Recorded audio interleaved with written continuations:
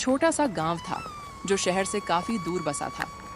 गांव की गलियों में सुबह की ठंडी हवा बह रही थी। हर तरफ हल्की धूप और पेड़ों की खुशबू फैल रही थी। इसी गांव में रहता था रघु भैया, जिसकी पहचान सिर्फ मेहनत और प्यार से पकाए जाने वाले भोजन से थी। अच्छा भाई, आज तो रविवार है। आज पूरे गांव का पेट भराना है। रघु भैया हर रविवार 100 किलो मटन पकाते, लेकिन उनके पास कोई होटल नहीं था। लोग दूर दूर से उनके आंगन में आते। रघु भैया मटन लाने बाजार जाते हैं। अरे रघु, आज फिर पूरा गांव तुम्हारे लिए भूखा रहेगा। भैया, रविवार का दिन है और रविवार मतलब रघु भैया का मटन। आज सबका पेट भी भरेगा और मन भी। उन्होंने भारी मटन उठाया और धीरे धीरे घर लौटे।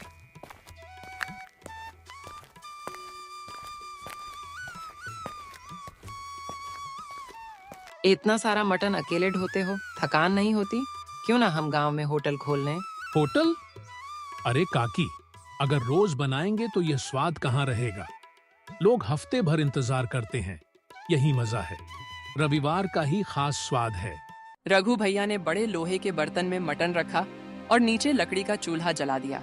सबसे पहले उन्होंने खड़े मसाले, दालचीनी, लौंग, काली मिर्च, जीरा को सिलबट्टे पर पीसकर ताजा मसाला बनाया।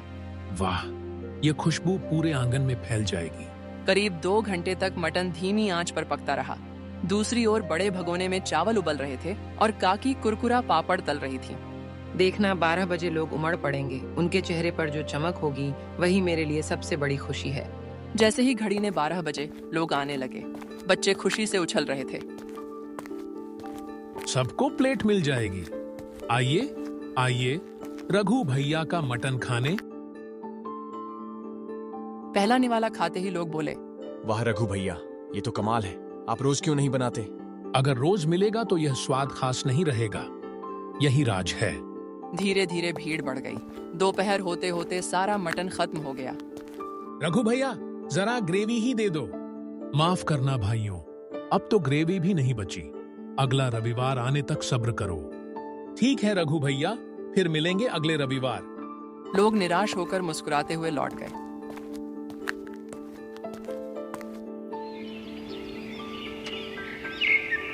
रात को जब सब सो गए, रघु भैया और काकी घाट पर बैठे बातें कर रहे थे। तुम सच में बहुत अच्छा मटन बनाते हो। क्यों ना हम सचमुच होटल खोल लें? अगर रोज बनाएंगे तो यह स्वाद अपना जादू खो देगा। स्वाद का असली मजा इंतजार में है। वे दोनों मुस्कुराते हुए नींद की ओर बढ़ गए।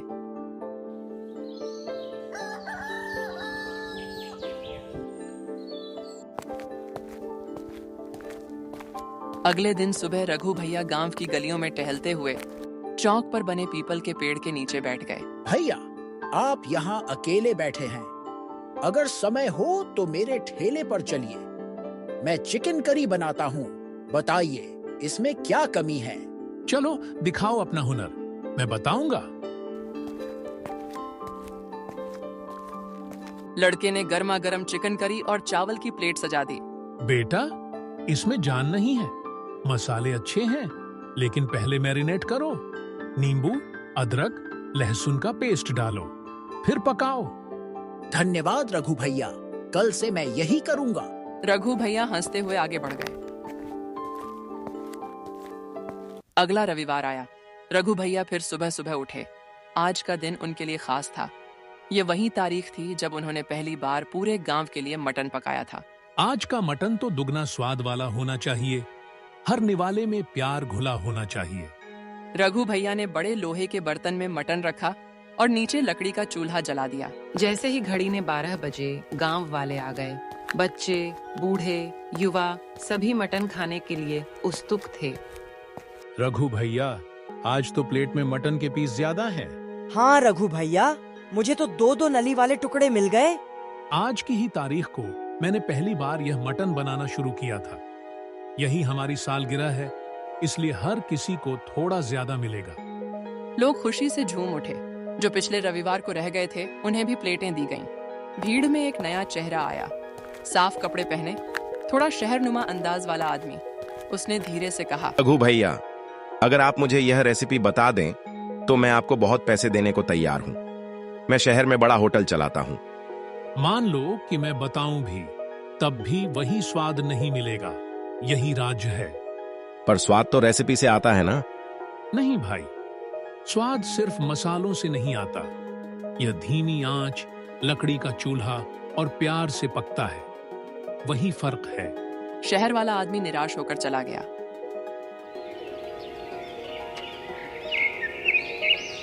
रात को सब सो चुके थे।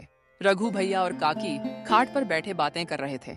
अब उम्र हो रही है, सोचती हूँ इस मटन का राज किसे देंगे। शायद कोई खुद चलकर आ जाए, ऊपर वाला ही भेजेगा। दोनों मुस्कुराते हुए सो गए। सुबह दरवाजे पर दस्तक हुई। कोई है घर में? अंदर आओ बेटा। एक दुबला पतला लड़का खड़ा था। कोई है घर में? रघु भैया, मैं अनाथ हूँ, कई दिन से भूखा हूँ, कुछ खाने को मिलेगा? रघु भैया ने उसे अंदर बुलाया। चलो बेटा बैठो, चावल और बचे हुए मटन के टुकड़े खाओ। लड़के ने आंखों में आंसू लिए खाना खाया और मुस्कुराया। बेटा, हमारे भी कोई संतान नहीं, क्या हमारे साथ रहना चाहोगे? मुझे खुशी होगी। आज से मैं आपका बेटा हूँ। इस तरह रघु भैया और काकी को अपना वारिस मिल गया। तीनों साथ रहने लगे। गांव में उनकी खुशियों की नई कहानी लिखी गई। रघु भैया का मटन अब भी हर रविवार गांव वालों का दिल जीतता। नया लड़का धीरे धीरे मटन बनाना सीखने लगा। देखो, अब यह राज तुम्हारे हाथों में है, इसे संभालना। जी काकी, मैं सीखूंगा और कभी इसे खोने नहीं दूंगा। बस बेटा, यही प्यार और मेहनत की असली कमाई है। रघु भैया ने नए बेटे को मटन बनाना सिखाने का फैसला किया। देख बेटा, मटन बनाने में सिर्फ मसाले ही नहीं, बल्कि धैर्य और प्यार भी चाहिए। जल्दी में बनाओगे तो स्वाद नहीं आएगा। रघु भैया ने बड़े बर्तन में मटन रखा और लकड़ी के चूल्हे पर धीमी आंच जलाई। रघु भैया ने मसाले सिलबट्टे पर पीसने का तरीका दिखाया। जीरा, काली मिर्च, लौंग, दालचीनी सब एक साथ घिसे गए। सबसे जरूरी है मैरिनेशन। नींबू, अदरक और लहसुन का पेस्ट लगाओ। मसाले के साथ मटन को कुछ घंटे बैठाओ, तभी असली स्वाद आएगा। समझ गया रघु भैया, यही वजह है कि शहर वाले का चिकन सही नहीं होता। धीरे धीरे लड़के ने हाथ आजमाया। मसाले और मटन आपस में मिल गए। अब इसे धीमी आंच पर पकने दो। हर 15 मिनट बाद हल्का हिलाना। धैर्य रखना। लड़के ने हर कदम ध्यान से किया। लकड़ी की आग की खुशबू, मसालों की महक और मटन की रंगत, सब कुछ सीखने के लायक था। आखिरकार दोपहर का समय आया। गांव वाले फिर से आ गए। आज तो रघु भैया का मटन और भी बढ़िया लग रहा है। सच में लगता है कि कोई नया कुक सीख रहा है। ये मेरा पहला प्रयास है। उम्मीद है आपको पसंद आएगा। वाह, कमाल है। स्वाद में वही प्यार है जो हमेशा रघु भैया देते हैं।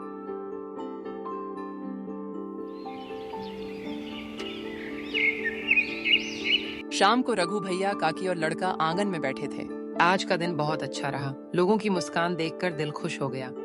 सही कहा। प्यार और मेहनत ही असली कमाई है। यही राज हमारा अगले पीढ़ी तक जाएगा। तीनों ने मिलकर आंगन की सफाई की और फिर रात की शांति में सो गए। रघु भैया ने लड़के को धीरे धीरे सभी छोटे छोटे राज सिखाना शुरू किया। देख बेटा, हर मसाले की मात्रा, हर आंच का तापमान और हर निवाले की सजावट, यह सब मटन का जादू है।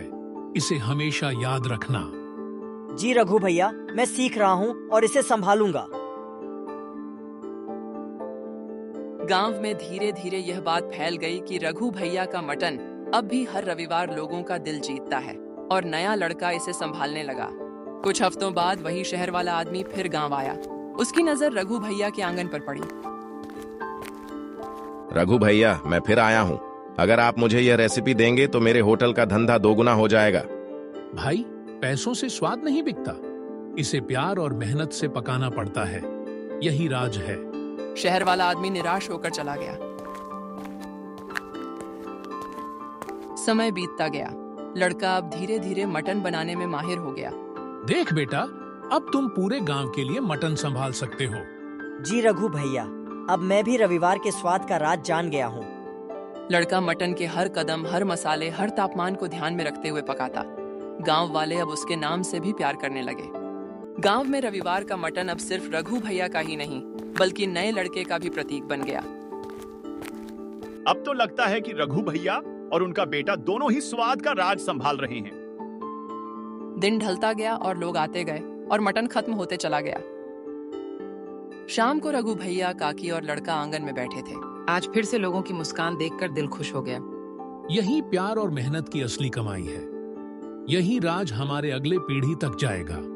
तीनों मुस्कुराते हुए घर लौटे और इस तरह रघु भैया, काकी और लड़के की कहानी ने